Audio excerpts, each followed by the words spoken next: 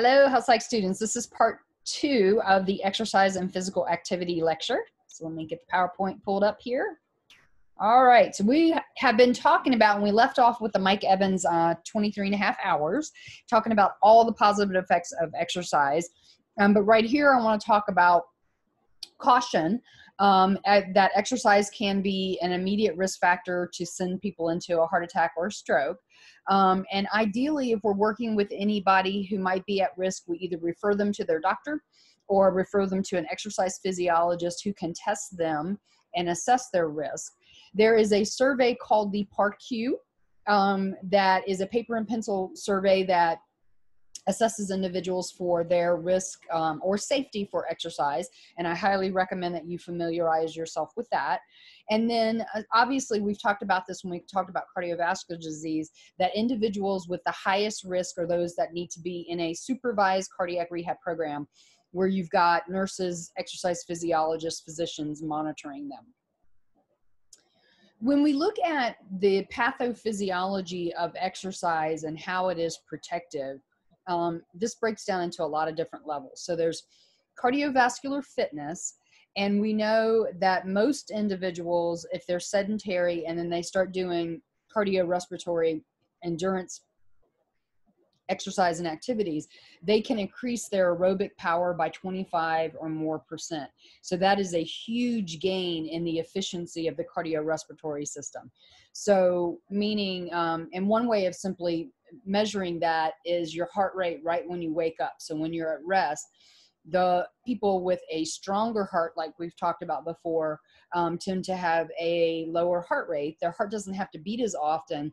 A weak heart would have to beat a lot to get blood flow, but a strong heart has to beat less because it's just effective. It's strong and it can move more blood through. Same thing for the lungs. In our lung capacity, we can train that. And so anyways, so the more that people do that exercise, the more that the heart and the respiratory system are strong. Exercise boosts our HDL, or high density lipoprotein, which is the so-called good cholesterol that we want to be higher. Vigorous exercise especially. Triglycerides, we know that exercise burns fat, and so it pulls fat out of triglycerides and out of cholesterol and burns it for energy. And so that doesn't build up in our bloodstream and create havoc. Exercise strengthens our heart and lowers both our systolic and our diastolic blood pressure because the heart is stronger, more efficient. Exercise demands fuel, and exercise demands fuel in terms of glucose as well as protein, particularly weight training, as well as body fat for especially more cardiorespiratory endurance. And because it trains that need for, get the energy into the cells, our insulin is more efficient, and we're a lot less likely to develop prediabetes or diabetes if we're exercising. As well as in the diabetes lecture, we talked about how exercise is absolutely critical for a person to help them manage their diabetes. Exercise is going to burn lots of calories, and so individuals who exercise on a regular basis, that tends to lower their body fat, both the subcutaneous and the visceral body fat, as well as body fat is not metabolically active at rest, but muscle, certainly you're going to be burning more energy when you're exercising a muscle, but even at rest, muscles require energy just to exist. And so the more muscle mass we have on our body, the more efficiently our basal metabolic rate, the more efficiently we are always burning calories even at rest.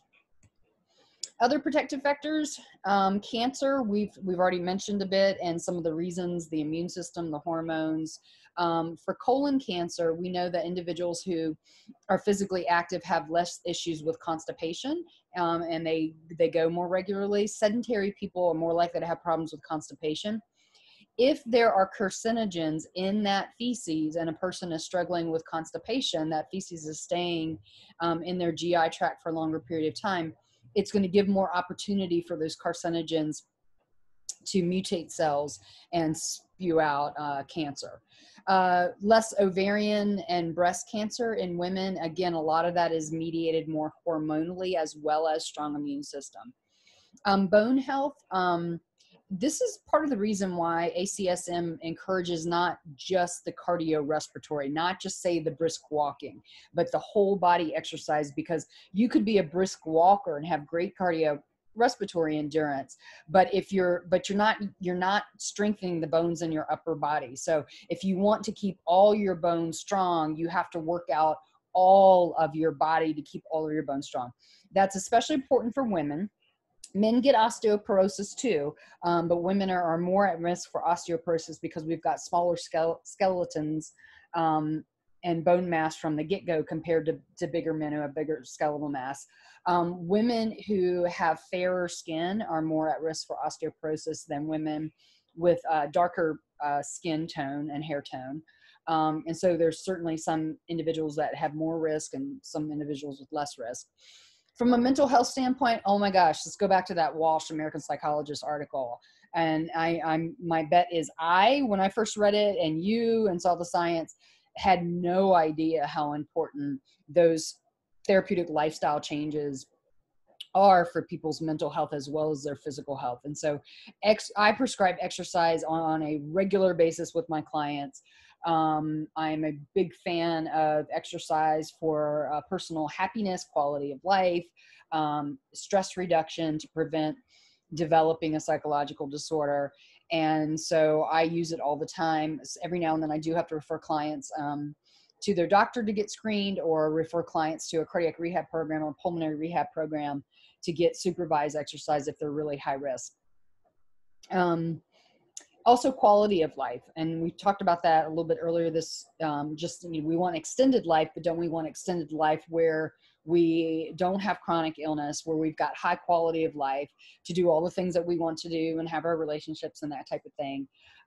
As well as exercise improves activities of daily living. And I've told you about Dr. Abby King, who went to my graduate program ahead of me, and she has devoted her career to helping older people do different exercise to get their functionality back. So their ability to take care of, pick up their grandchildren or get on the floor and play with their grandchildren or great grandchildren, be able to cook their meals, take their own showers, clean their own homes, that type of thing.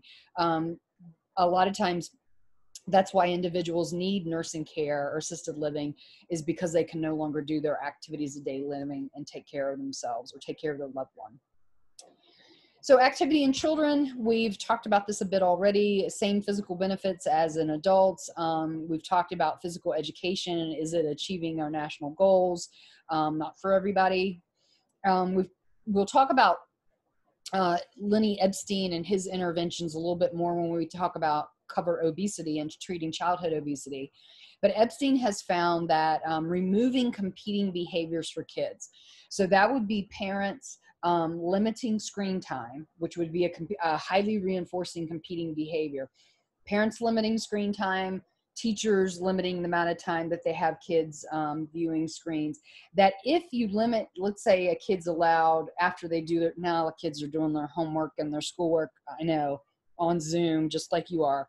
So there's a lot of screen time happening for any kind of educational experience right now. But let's say that if for leisure, I would only allow my kids to have a half an hour of PlayStation or half an hour on the iPad or half an hour on the computer in the evenings, then they get bored if they can't just keep playing and playing and playing on the screen. They get bored and naturally go run around. Or my kids, we had a trampoline when they were teenagers, and it was a hoot because I'd be cooking dinner in the kitchen and the trampoline was out the window where I was cooking, and I would see like kids pop up like, wow, and then they would go down, wow, back down. So at least with my guys, they're pretty active. If screen behavior was limited, they would just naturally go and run around and get physical activity. Lenny Epstein, when he tries to get kids healthier, and you're going to see him or involved in being healthier if they have childhood obesity, he gets the whole family involved. The whole family has to do the shopping. The whole family does the meal prep and the cooking. The whole family is getting the exercise. He's not signaling out the kid who's got the weight problem type of thing. But this is great because kids are going to be more physically active if they see their parents modeling that kind of stuff. We live in such a beautiful area. Most people are pretty physically active around here. They take their kids out hiking, take them biking, although we don't have great bike paths around here compared to most university towns. When I went to Virginia Tech, they had bike paths everywhere. You could live off campus and bike to school. You could bike to the next town. We don't have great bike paths. Anyways, and so, and then providing, you know, the tools if parents can afford to give their kids the stuff that they would need, like a bike and a helmet or a trampoline. Some other liabilities and downside, road collision issues. I know I was on a bike race years ago. It was very, very sad. I had even interacted with the guy and his friend that morning because we parked by one another. And they had on Spam the lunch meat jerseys, which I thought was hilarious for a cyclist. So I introduced myself to them that morning when we were getting our bikes down, and laughed about their jersey. I told them I thought it was very amusing. And very sadly, he took off on a blind curve and had to swing so wide because there were so many cyclists in the correct lane. He swung so far out that he hit a car, an oncoming car. She did not hit him. He hit her. And very sadly, he died during that road race. And so that, plus I witnessed my father in a cycling accident. I am very, very cautious and careful when I ride. Joint injuries. There are a lot of people who've been involved in athletics over time who end up having some type of chronic injury. I had hip surgery a couple summers ago. I had a hip deformity that over time just wore and tore. And then I was doing a really steep uphill hike one day, and that's when I tore my labrum in my hip and needed surgery eventually. Sudden cardiac arrest, it's rare, but it happens. So like you hear about somebody who's running a marathon, they drop dead. Heat stroke can be a risk. I had an event a couple years ago. I have learned to be much more careful myself. But me and my gal friends, we were out riding on a very hot and humid summer day. We did length, we did a bunch of climbing around here. And as I was driving home, I had this feeling, it's like, wow, I could really use a nap. And I get home, and normally before I would take a nap, I would go take a shower. I was disgusting. I had sunscreen on, sweat and bugs all over me, on top of the more sunscreen and more sweat and bugs. I was disgusting. And I get home and I don't even have the energy to take a shower. And I really feel like I really need that nap. I want to lay down. And I'm so gross. I don't even lay down on the couch because I would have gotten the couch all gross. So I come in and I lay down by the air conditioning vent in the kitchen, right by the door, and I'm out. And when I wake up from my nap, I'm disoriented. I felt like I had a hangover, like a drinking hangover kind of thing.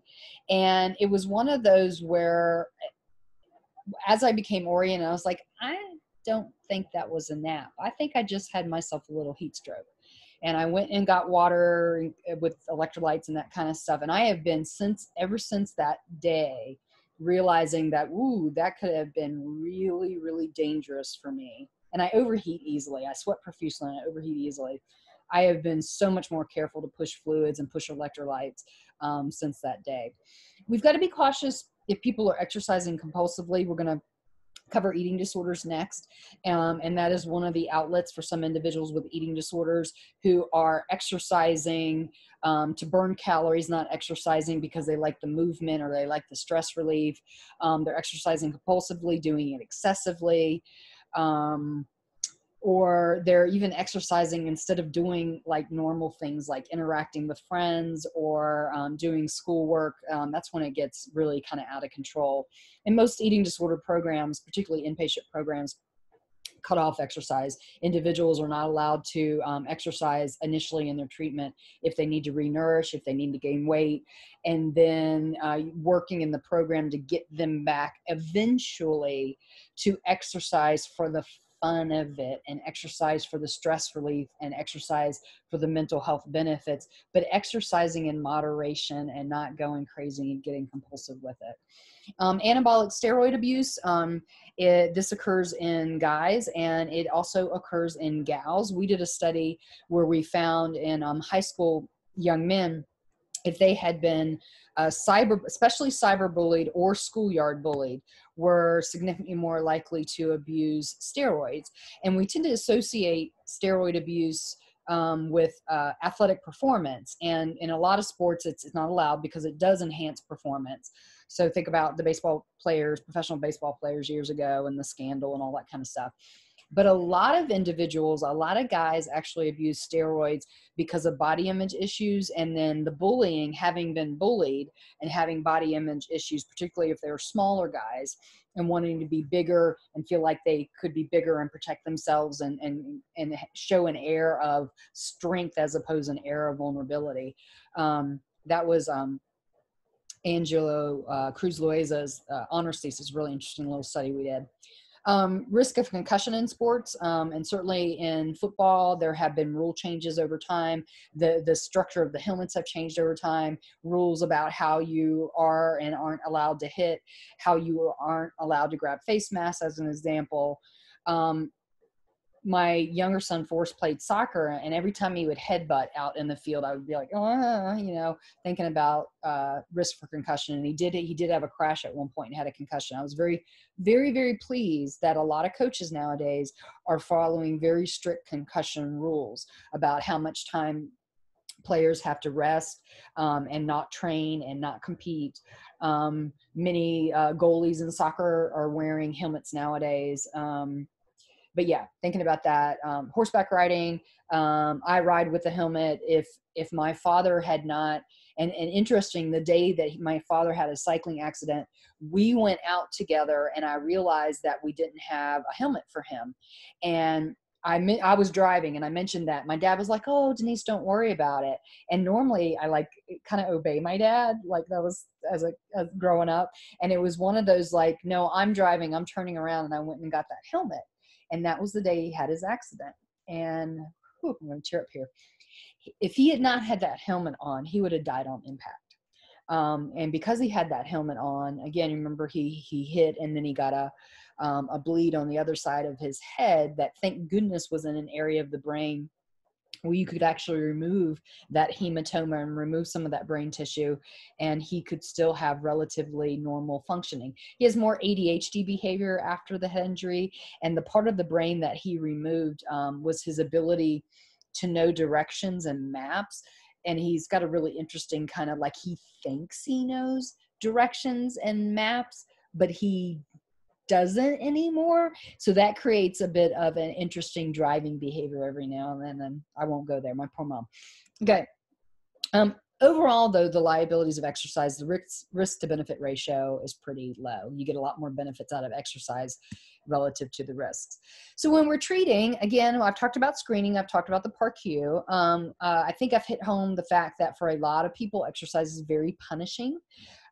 We need to help people restructure their thoughts. We need to help people gain good experiences, gain reinforcement by starting slow, learning skills, letting their body adapt, getting more fit, being able to do more of their activities of daily living, that type of thing. We want to start with reasonable but challenging goals. We want to make sure that they don't overdo it. And because if you overdo it and then you're feeling physical pain, that is positive punishment. And then people are going to stop. That happens every year in New Year's resolutions. People go crazy in January and then they're in pain, they're sore, they can't move, and then they just quit. The issue of home-based gyms versus gym-based. I know some individuals that absolutely love going to the gym. They find the social facilitation of the gym. They feel like, oh, like even if I don't want to exercise, just make myself go in the gym. And then when I realize, well, I'm here, I might as well, do my routine. I love my home-based gym. We have a stationary bike. We have a treadmill. We've got a Bowflex. We've got a yoga mat. I just love working out. I love cycling and running with my friends and hiking with friends and that kind of thing. But I love my home-based equipment.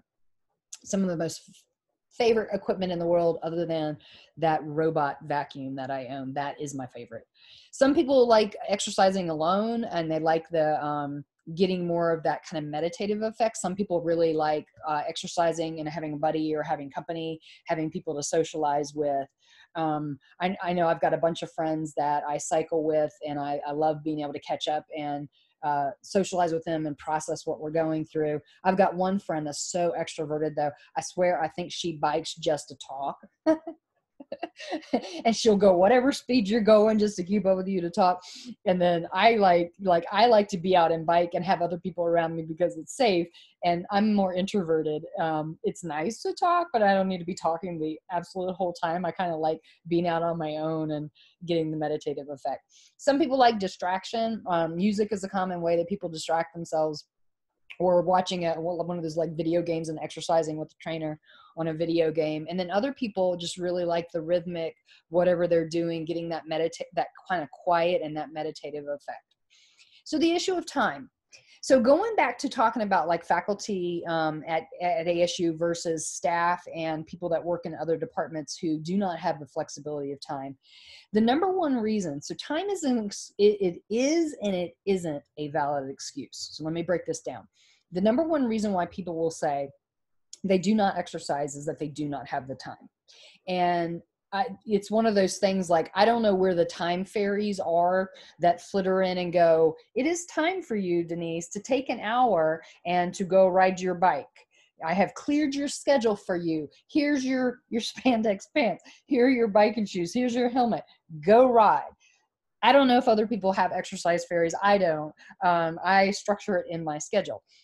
So there is and there isn't truth. So like, think about, let's go back to like housekeeping at ASU, food service workers, physical plant. Many of those people, they clock in 8 hours, 5 days a week at ASU, and then they go home to their farms, their Christmas tree farms, their vegetable gardens. They go clean houses for other people. Most of those individuals, they don't make enough money. They have 2 jobs. So indeed, they do not have much time. Okay. Having said that, there are a lot of individuals where what we have to do is think about people who exercise on a regular basis, prioritize the time. So I had a client at one point in time. He was an athlete when he was younger, and he got very sedentary as an adult, grew older, and was in serious medical danger. His doctor's like, dude, you've got to start exercising again. So he came to me, he said, my medical doctor says I really need to do this. And I kept asking him, what's keeping you from exercising? I don't have the time. I've got all this work to do. And on time. So then I asked him, again, thinking about how we prioritize our time. I'm like, do you take a shower every day? Do you take baths or do you take a shower every day? He's like, I take a shower every day. And I said, how long do you spend in the shower when you take a shower in the mornings? And he surprised me. He's a dude with, we gals, we get in the shower, we got all this hair, we shave half our body. We got a lot going on when we're in the shower.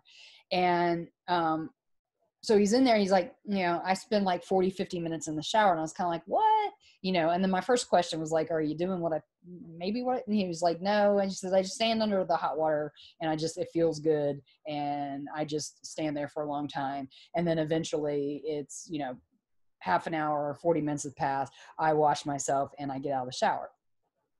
And that was the moment. Now, Al Gore would not approve of his energy use, but it was one of those like, dude, you're prioritizing and giving yourself 50 minutes of the day just to get clean. And that clicked for him. It was like, couldn't you use 30 minutes of your day to exercise, 10 minutes of your day to get clean? And he realized, like, yeah, just like that hot water rolling down over him made him feel good. He started to realize if he prioritized the time and got the exercise, he would feel much better. He started exercising and he did. His sleep got better. He felt physically much healthier. And so it is and isn't an excuse, if that makes sense. But figuring out how to make it priority for people can be really important. And I think that is it. All right. That is the end of part 2 of the exercise physical activity. It's been nice to see everybody. I will see you later.